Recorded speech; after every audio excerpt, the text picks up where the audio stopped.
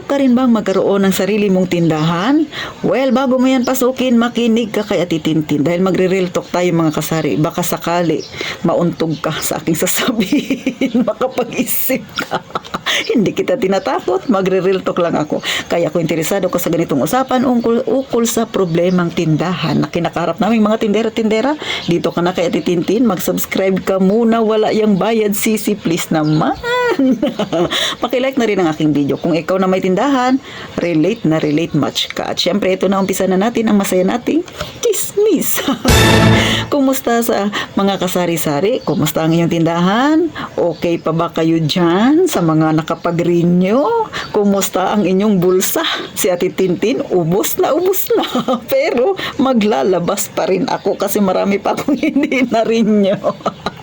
Hindi na bayaran gaya ng SSS, ng Pag-ibig. Jesus Mariusip. Alam niyo ba mga kasari, no? Ito, real talk tayo. Bakit nga ba sa panahon natin ngayon, mga kasari, maraming nagsusulputan ng sari-sari store pero ayaw nilang kumuha ng business permit? Pauna lang. Hindi sa kinukonsente ko yung mga may ganitong mindset. Kasi masarap naman talagang magnegosyo ng legal. Pero kung ang tindahan mo, kagaya ng kay Ate Tintin, maliit sa akin, no? Mas maliit pang tindahan ninyo. Pag-isipan ninyo itong sasabihin ko, mga kasari. Hindi sa nire-recruit ko kayo para hindi kayo kumuha ng business permit. Hindi. Sa mga gustong magkaroon ng tindahan, sana makakuha kayo dito ng kaunting idea mga kasari. Alam nyo, kapag kayo ay kukuha ng business permit, maliit ang iyong tindahan, same lang din yan ang babayaran sa aming mga may tindahan din na medyo hindi naman ganun kalaki, yung normal lang nga laki. Kung kayo ay bago, sa panahon ngayon, siguro pag nag-renew kayo na sa pinakamababa na yung 5,000. Sa City Hall pa lang yun, to 7,000. Depende yan sa pag-assessment ng mga taga City Hall sa inyo mga kasari. Pero kasi ako na halos nasa 8,000 na yung bayarin ko. So ganun siya. So kita niyo kung gaano na kalaki yung babayaran nyo mga kasari.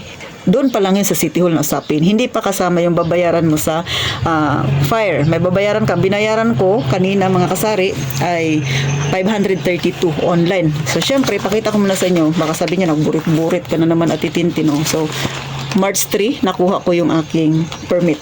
Ngayon lang ito na-release. So, mainit-init pa mga kasari. So, sa City Hall, ang aking nabayaran talaga, assessment nila, kulang-kulang 8,000 o 7,575.60 mga kasari. City Hall pa lang yan. Hindi pa natin idadagdag yung sa fire. So, yung sa fire, nabayaran ko ay 532 point something. And then, pag pupunta ka ng sanitary, kailangan mo pang magpa-medical. So, baka sabihin nyo, magawa-gawa ako ng kwento. Yes po, may medical ako. O yan, x-ray ko.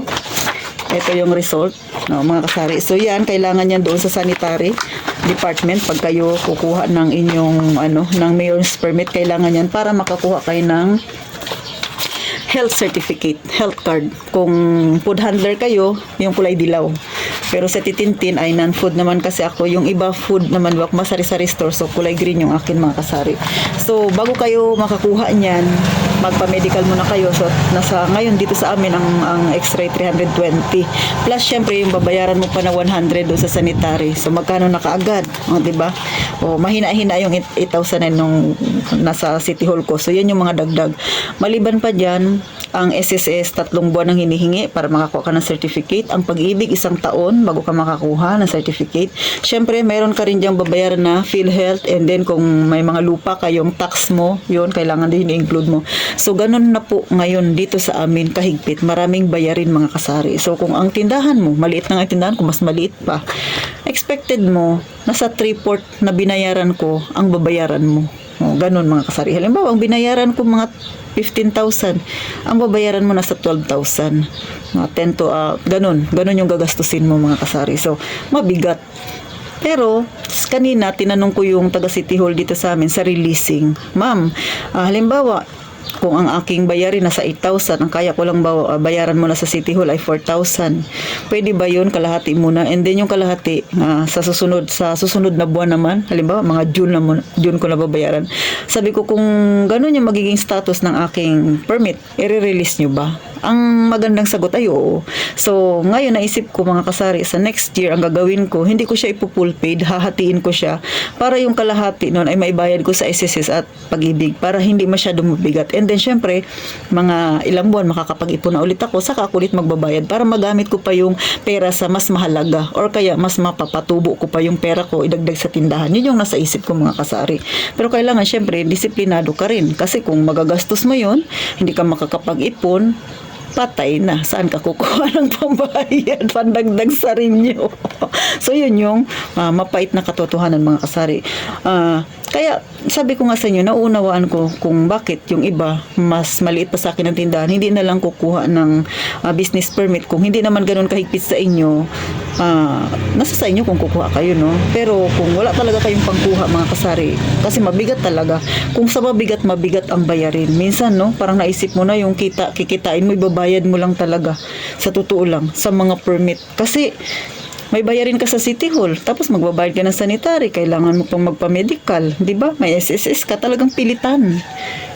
Kahit nasabihin natin na para naman yun sa atin pag tumanda tayo, pero kasi minsan mga kasari, yung kagaya natin na nasa masa, hindi naman ganun na malagi tayong may pera, hindi naman ganun na maganda yung kita. Aminin natin, no, ang sari-sari store, lagi yan marami ka kompetensya. O, di ba? Kaya titintin nga, may nagsasabi na, titintin, anong gagawin ko? May bagong tayo na naman sa harapan ko. O, di ba? So, ang dami na nating mga may tindahan. Pero yung bayarin natin, hindi naman nababawasan, kundi nadadagdagan. So, yun lang mga kasari, no? Naisip ko lang, yun yung aking journey.